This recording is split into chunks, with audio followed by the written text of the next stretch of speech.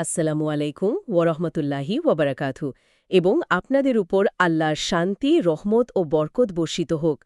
আমাদের আজকের এই গভীর অনুসন্ধানে আমরা একটা ভিন্ন জগতে প্রবেশ করব। উম, একটু কল্পনা করার চেষ্টা করুন তো, সপ্তম শতাব্দীর আরব উপদ্বীপের চিত্রটা। চারিদিকে শুধু ধু ধু মরুভূমি। হ্যাঁ, আর সেই মরুভূমিতে কিন্তু কোনো আইন বা কেন্দ্রীয় সরকারের অস্তিত্ব ছিল না। পুরোটাই একটা অরাজক অবস্থা। একদম ঠিক। মানে গোত্রে গোত্রে রক্তক্ষয়ী সংঘাত চলছে। লুটতরাজ তখন বলতে গেলে একটা স্বাভাবিক পেশা।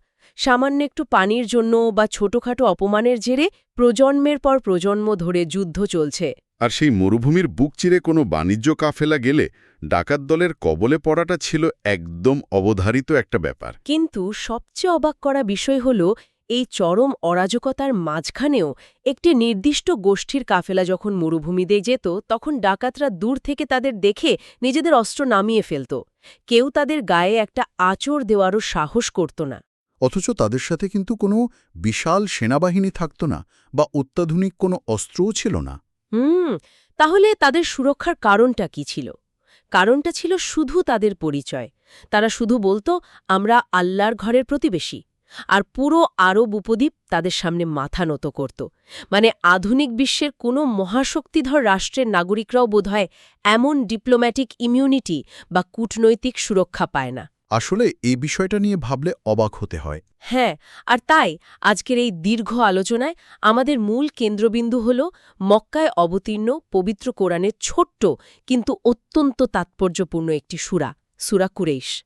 মাত্র 4টি আয়াতের এই সূরাটি কিভাবে মরুভূমির একটি গোষ্ঠীর ভূ-রাজনৈতিক ক্ষমতা, অর্থনীতির সাপ্লাই চেইন এবং মানবীয় মনস্তত্ত্বের মতো বিশাল বিষয়গুলোকে একসাথে গেঁথে ফেলেছে, আমরা আজ মূলত সেই মেকানিজম বা ভেতরের কলকবজাগুলোই খুলে দেখার চেষ্টা করব। আর এই যে আপনি অরাজকতার মাঝে একটা অবিশ্বাস্য সুরক্ষার কথা বললেন, এর পেছনের ইতিহাসটা কিন্তু আরও চমকপ্রদ। মানে সূরা কুরাইশকে আসলে বিচ্ছিন্ন কোনো সূরা হিসেবে দেখার উপায় নেই। আচ্ছা, তার মানে এর সাথে আগের কোনো ঘটনার যোগসূত্র আছে? অবশ্যই। এটি ঠিক এর আগের সূরা, সূরা আল ফিলের একটি সরাসরি ফলাফল। একটু গভীরভাবে চিন্তা করলে দেখা যায়, আব্রাহার হস্তি বাহিনীর ধ্বংসের ঘটনাটি ছিল মূলত একটি ক্ষুদ্র পরিসরের বা মাইক্রোস্কোপিক সামরিক ঘটনা। হাতি নিয়ে আক্রমণ করতে এসেছিল তারা? ঠিক। কিন্তু সেই একটিমাত্র সামরিক ঘটনা পুরো আরবের মনস্তত্ত্বে কুরাইশদের ব্যাপারে এমন এক ভীতি ও শ্রদ্ধার জন্ম দিয়েছিল, যার ফলে তারা একটি ম্যাক্রোস্কোপিক বা দীর্ঘমেয়াদী অর্থনৈতিক ও সামাজিক নিরাপত্তার চাদরে ঢাকা পড়ে যায়। কিন্তু একটা বিষয় আমার কাছে পরিষ্কার নয়। হস্তিবাহিনীর ধ্বংস তো মক্কার সুরক্ষার জন্য হয়েছিল। সেখান থেকেই কুরাইশরা হঠাৎ করে পুরো আরবের, মানে বলা যায় অস্পৃশ্য এলিট শ্রেণীতে পরিণত হলো কিভাবে? আর তাছাড়া এই কুরাইশ নামটার উৎপত্তিই বা কোথায়? আমি কোথাও পড়েছিলাম যে এই নামের সাথে নাকি হাঙরের কোনো সম্পর্ক আছে। হ্যাঁ, ঠিকই পড়েছেন। মানে কাবাঘরের রক্ষকদের নামের সাথে সমুদ্রের একটা রক্তপিপাসুর শিকারী প্রাণীর তুলনা কেন করা হবে? ব্যাপারটা কি একটু অদ্ভুত নয়? আপাতদৃষ্টিতে অদ্ভুত মনে হলেও তৎকালীন আরবের সমাজ ব্যবস্থার প্রেক্ষাপটে কিন্তু এটি অত্যন্ত যৌক্তিক। ইবনে আব্বাসের বর্ণনা অনুযায়ী কুরাইশ শব্দের মূল শব্দ হল কিরেশ, যার অর্থ আসলেই হাঙর। আচ্ছা, কিন্তু কেন হাঙর? কারণটা হল সমুদ্রের বাস্তুসংস্থান বা ইকোসিস্টেমে হাঙর হল এমন এক প্রাণী যে অন্য সব প্রাণীকে খায় কিন্তু নিজে কারো শিকার হয় না। ও আচ্ছা, মানে একটা অ্যাপেক্স প্রেডেটর। একদম তাই। সপ্তম শতাব্দীর আরবের চরম প্রতিকূল ও নিষ্ঠুর পরিবেশে টিকে থাকার জন্য ঠিক এমনই একটি ক্ষমতার প্রয়োজন ছিল। এটি তাদের নিষ্ঠুরতার প্রতীক নয়, বরং এটি তাদের অজেয় এবং অস্পৃশ্য অবস্থানের দিকে ইঙ্গিত করে। তারা এমন এক রাজনৈতিক ও সামাজিক অবস্থানে পৌঁছেছিল যে তারা পুরো আরবের সম্পদ ও সুযোগ সুবিধা ভোগ করতে পারত। কিন্তু অন্য কোনো গোত্রের সাধ্য ছিল না তাদের কোনো ক্ষতি করার। মানে তারা ছিল মরুভূমির হাঙর, কেউ তাদের শিকার করতে পারত না। ঠিক। আবার ভাষাতাত্ত্বিকভাবে এর আরেকটি অর্থ হল একত্রিত হওয়া। তাদের পূর্বপুরুষ কুসাই বিন কিলাবের ইতিহাস এখানে খুব গুরুত্বপূর্ণ। তিনি মূলত ছড়িয়ে ছিটিয়ে থাকা যাযাবর বেদুইনদের একত্রিত করেছিলেন। একত্রিত করে মক্কা কেন্দ্রিক একটা সুসংগঠিত, নগর কেন্দ্রিক কর্পোরেট শক্তিতে রূপান্তরিত করেছিলেন। হ্যাঁ, আর এই একত্রিত হওয়ার শক্তিটাই ছিল তাদের মূল ভিত্তি। তো এই যে একত্রিত হওয়া এবং হাঙরের মতো অস্পৃশ্য অবস্থান, এর পেছনের ঐশী কারণটা আমরা সূরার প্রথম আয়াতেই দেখতে পাই। আয়াতটি হল লি ইলাফি কুরাইশ, অর্থাৎ কুরাইশদের আসক্তির কারণে বা নিরাপত্তার কারণে। কিন্তু এখানে তো একটা ভাষাতাত্ত্বিক বিতর্ক আছে, তাই না? হ্যাঁ, বেশ বড় ধরনের বিতর্ক আছে। আরবি ব্যাকরণে এই লি অক্ষরটি, যার অর্থ কারণে, এটি অনেকগুলো অর্থ বহন করতে পারে। ধ্রুপদী পণ্ডিতরা মূলত ৩টি ভিন্ন দৃষ্টিকোণ থেকে এটিকে ব্যাখ্যা করেছেন। আচ্ছা, ৩টি দৃষ্টিকোণ। হ্যাঁ, এবং প্রতিটি ব্যাখ্যাই মানব মনস্তত্ত্বের এক একটি স্তর উন্মোচন করে। প্রথমত, আল-তাবারির মতো পণ্ডিতরা বলেন এই কারণে শব্দটি আগের সূরা ফিলের সাথে যুক্ত, অর্থাৎ আব্রাহার বাহিনীকে ধ্বংস করা হয়েছে যাতে করে কুরাইশরা নিরাপদ থাকে, তাদের বাণিজ্য পথ যেন সুগম থাকে। আচ্ছা, এটা বেশ লজিক্যাল। আর দ্বিতীয় মতটি কি? দ্বিতীয় মতটি অত্যন্ত চমকপ্রদ। অনেকেই মনে করেন এটি স্রষ্টার পক্ষ থেকে এক ধরনের বিস্ময় প্রকাশ। বিস্ময় প্রকাশ মানে স্রষ্টা নিজেই অবাক হচ্ছেন। ভাষার অলংকার হিসেবে বলা যায়, আল্লাহ যেন বলছেন কুরাইশদের আচরণ কতটা আশ্চর্যজনক। তারা এমন এক ঐশী সুরক্ষা এবং সম্মান ভোগ করছে যার জন্য তারা বিন্দুমাত্র পরিশ্রম করেনি, অথচ তারা চরম অহংকারী এবং সেই দাতার প্রতি অকৃতজ্ঞ। বাবা, এটা তো সত্যিই ভাবার মতো একটা বিষয়। আর তৃতীয় মতটি? তৃতীয় মতটি হল এটি সরাসরি এই সূরারির ৩য় আয়াতের সাথে যুক্ত। অর্থাৎ যেহেতু কুরাইশদের এত নিরাপত্তা দেয়া হয়েছে, সেই কারণে তাদের উচিত এই ঘরের রবের ইবাদত করা। এই তৃতীয় মতটির সাথে ইমাম ফখরুদ্দিন আল রাজির একটা অসাধারণ দার্শনিক যুক্তির কথা আমার মনে পড়ছে। তিনি বলেছেন যে মানুষের বুদ্ধিবৃত্তি বা আকাল স্বভাবতই তার উপকারকারীর প্রতি কৃতজ্ঞ হতে বাধ্য। একদম ঠিক। মানে এটা তো শুধু কোনো ধর্মীয় বাধ্যবাধকতা নয়, এটা মানুষের মৌলিক বুদ্ধিবৃত্তিক সততা। ধরুন, আপনি চরম বিপদে পড়েছেন, আর একজন অচেনা মানুষ নিজের জীবনের ঝুঁকি নিয়ে আপনাকে বাঁচালো।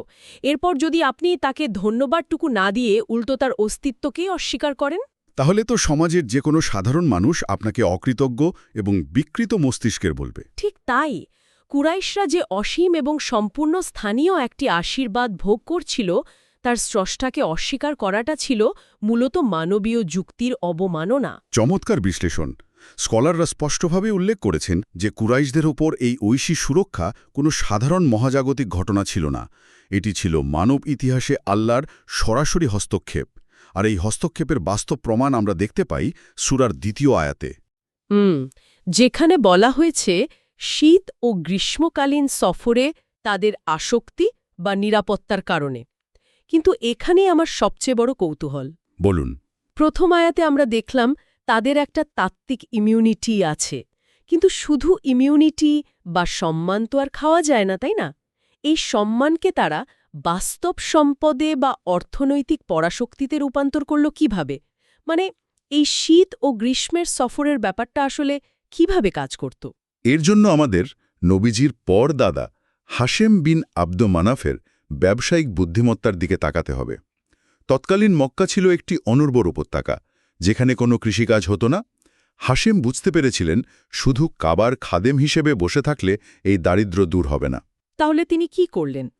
তিনি তৎকালীন দুটি সুপার পাওয়ার, রোমান সাম্রাজ্য এবং পারস্য সাম্রাজ্যের প্রক্সি রাষ্ট্রগুলোর সাথে চুক্তি বা ইলাফ স্বাক্ষর করেন। তিনি শীতকালে ইয়ামেনের দিকে, যা ছিল তুলনামূলক উষ্ণ, এবং গ্রীষ্মকালে সিরিয়ার দিকে, যা ছিল অপেক্ষাকৃত শীতল, বাণিজ্য রুট চালু করেন। কিন্তু একটা বিশাল মরুভূমি পাড়ি দেওয়া তো মুখের কথা নয়। এর পেছনে তো বিশাল লজিস্টিক বা আধুনিক ভাষায় যাকে বলে সাপ্লাই চেনের ব্যাপার আছে। অবশ্যই হাশিম শুধু চুক্তি করেই থেমে থাকেননি। তিনি পুরো পথে বিভিন্ন গোত্রের সাথে এমন চুক্তি করেছিলেন যে কুরাইশরা তাদের এলাকার ভেতর দিয়ে নিরাপদে যাবে, বিনিময়ে কুরাইশরা মক্কায় তাদের ব্যবসার সুযোগ করে দেবে। এটি ছিল এক নিখুঁত সাপ্লাই চেন। মানে ইয়েমেনের মশলা, সুগন্ধি আর ভারতীয় উপমহাদেশের কাপড় তারা কিনে নিয়ে যেত সিরিয়ায়। হ্যাঁ, আর সিরিয়ার গম, জলপাই তেল নিয়ে আসত মক্কায়। এই রুটগুলো কুরাইশদের এতই ধনী করেছিল যে সমাজের গরিবরাও ধনীদের সমকক্ষ হয়ে উঠেছিল। এই জায়গাটিতে আধুনিক মানুষের সাথে কুরাইশদের একটা বিশাল মনস্তাত্ত্বিক মিল পাওয়া যায়।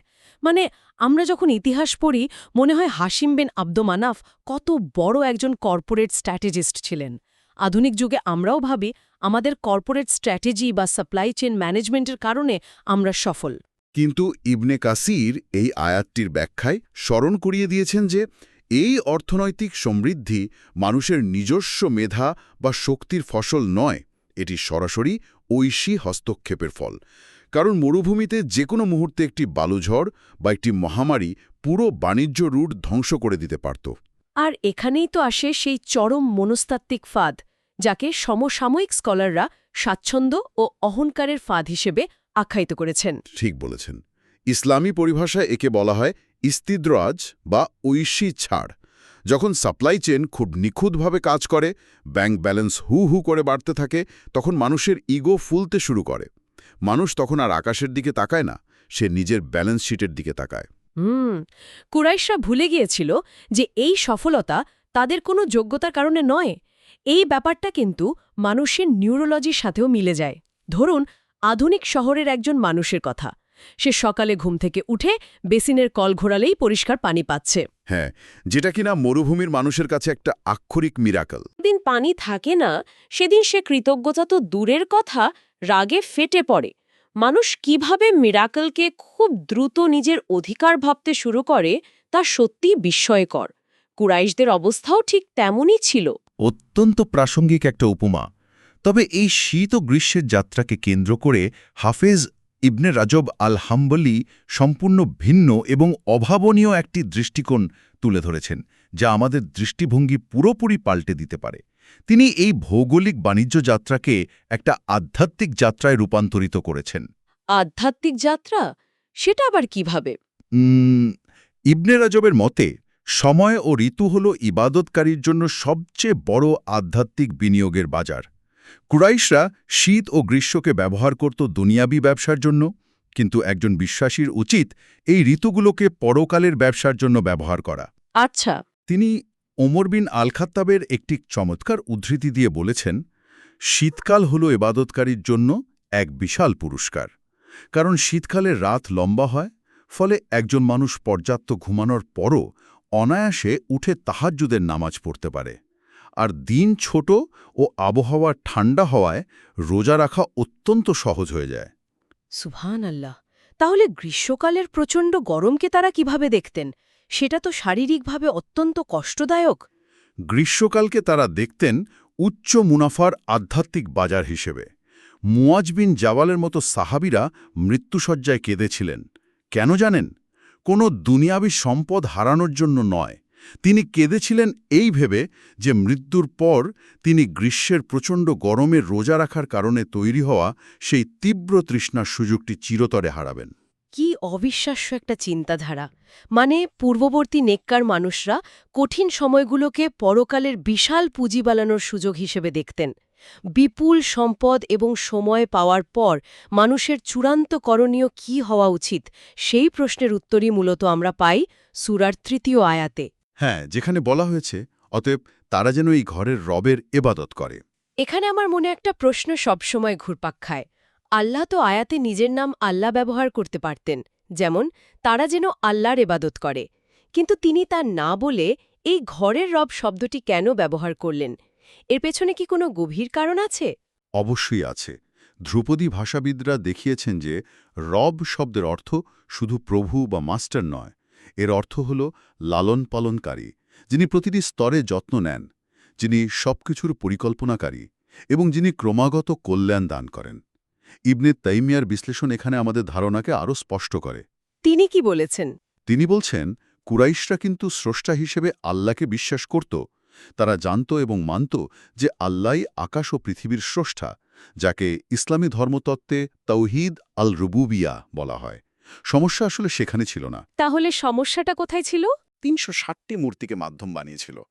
ইবনে তাইমিয়া দেখাচ্ছেন, যে সত্তা তাদেরকে এত নিরাপত্তা দিলেন, ক্ষুদায় খাবার দিলেন, তাকে বাদ দিয়ে জড় বস্তুর কাছে কৃতজ্ঞতা প্রকাশ করাটা চরম অযৌক্তিক এবং বুদ্ধিবৃত্তিক দেউলিয়াপনা। আচ্ছা, মানে এই ঘরের রব বলে আল্লাহ মূলত তাদের মনে করিয়ে দিচ্ছেন যে তোমাদের এই যে হাঙরের মতো ক্ষমতা, সবকিছুর উৎস এই কাবা ঘরটি, আর আমি হলাম সেই ঘরের মালিক। ব্যাপারটাকে যদি আধুনিক বাস্তবতায় নিয়ে আসি, ধরা যাক একজন বাড়িওয়ালা আপনাকে একটা অত্যন্ত সুরক্ষিত ও বিলাসবহুল স্মার্ট হোম দিলেন থাকার জন্য। বাড়ির ভেতর আধুনিক সিকিউরিটি সিস্টেম থেকে শুরু করে সব ধরনের সুযোগ সুবিধা আছে। আর আপনি সেই বাড়িতে বছরের পর বছর ফ্রি থাকছেন, কিন্তু হঠাৎ একদিন আপনি দাবি করলেন যে বাড়িটি আপনার নিজের, বাড়িওয়ালার কোনো অস্তিত্বই নেই। আর যখন আপনার কিছু দরকার হয়, আপনি বাড়িওয়ালাকে না বলে বাড়ির ভেতরের স্মার্ট ফ্রিজ বা টেলিভিশনকে ধন্যবাদ দিচ্ছেন। কুরাইশদের আচরণটা কি ঠিক ওই অকৃতজ্ঞ ভাড়াটিয়ার মতোই ছিল না? একদম। আপনার এই বাড়িওয়ালা উপমাটি সৈয়দ কুতুবের একটি অত্যন্ত গভীর রাজনৈতিক ও সামাজিক ধারণার সাথে পুরোপুরি মিলে যায়। তিনি ব্যাখ্যা করেছেন যে রাজনৈতিক ক্ষমতা বা অর্থনৈতিক আধিপত্য কোনো মানুষের জন্মগত অধিকার বা স্থায়ী বিষয় নয়। কুরাইশরা ক্ষমতা পেয়েছিল শুধু একটা শর্তে, তারা কাবার খাদেম। অর্থাৎ এটি ছিল একটি ঐশী আমানত বা ট্রাস্ট। হ্যাঁ, যখন তারা সেই ঘরের প্রকৃত মালিকের সাথে বিশ্বাসঘাতকতা করল, তখন তাদের নৈতিক বৈধতা নষ্ট হয়ে গেল আর পতন অনিবার্য হয়ে দাঁড়াল। এটি আধুনিক যে কোনো সমাজ, রাষ্ট্র বা বৃহৎ কর্পোরেশনের জন্য একটি মারাত্মক সতর্কবার্তা। ক্ষমতা এবং স্থিতিশীলতা টিকে থাকে নৈতিকতা এবং স্রষ্টার প্রতি আনুগত্যের ওপর। তার মানে এই আমানতের খেয়ানত করলে পরিণতি অত্যন্ত ভয়াবহ হতে পারে। এই চিন্তার সূত্র ধরেই তো আমরা সূরার শেষ আয়াতে এসে দাঁড়াই। চতুর্থ আয়াতে বলা হয়েছে, যিনি তাদেরকে ক্ষুধায় খাবার দিয়েছেন এবং ভয় থেকে নিরাপদ করেছেন। ঠিক। আমি যদি আধুনিক সমাজবিজ্ঞানের দৃষ্টিকোণ থেকে দেখি, আব্রাহাম মাসলোর হায়ারার্কি অফ নিডস বা চাহিদার ক্রমোচ্চ স্তরের কথা মনে পড়ে যায়। একটি সভ্যতা বা মানুষের টিকে থাকার সবচেয়ে মৌলিক ভিত্তি হল এই দুটি জিনিস: ক্ষুধা থেকে মুক্তি এবং মনস্তাত্ত্বিক বা শারীরিক ভয় থেকে নিরাপত্তা। একদম ঠিক বলেছেন। যখন একটি সমাজে এই দুটি বিষয় নিশ্চিত হয়, তখনই কেবল তারা উচ্চতর বুদ্ধিবৃত্তিক চর্চা, শিল্প বা আধ্যাত্মিক চর্চায় মনোযোগ দিতে পারে। আপনি যদি সারাক্ষণ ভয়ে থাকেন যে কখন আপনার ওপর হামলা হবে, বা যদি অনাহারে থাকেন, তাহলে আপনি দর্শন নিয়ে ভাবতে পারবেন না। তা তো বটেই। কিন্তু এই বাহ্যিক নিরাপত্তার পেছনে যে একটি ঐশী প্রশান্তি কাজ করে, তা ইবনে কাইয়িম আল জাওজিয়া খুব চমৎকারভাবে ব্যাখ্যা করেছেন। তিনি কি সাকিনা বা ঐশী প্রশান্তির কথা বলেছেন? হ্যাঁ, কোরাইশরা যখন মরুভূমির সেই ডাকাত অধ্যুষিত অত্যন্ত বিপজ্জনক এলাকা দিয়ে সফর করত, তখন তাদের ভেতরে কিন্তু কোনো প্যানিক বা আতঙ্ক কাজ করত না। তাদের মধ্যে যে স্থিরতা কাজ করত, তা সরাসরি আল্লাহর পক্ষ থেকে আসা সাকিনা। প্রকৃত নিরাপত্তা শুধু তরবারি বা প্রহরীর উপর নির্ভর করে না, এটি অন্তরের একটি অবস্থা। আর কৃতজ্ঞতা বা শুকর আদায় করলে এই প্রশান্তি ও নিয়ামত আরও বৃদ্ধি পায়। অন্যদিকে অস্বীকার বা কুফুর করলে তা ছিনিয়ে নেওয়া হয়। আর কুরাইশরা তো ঠিক সেই কুফুরিটাই করেছিল।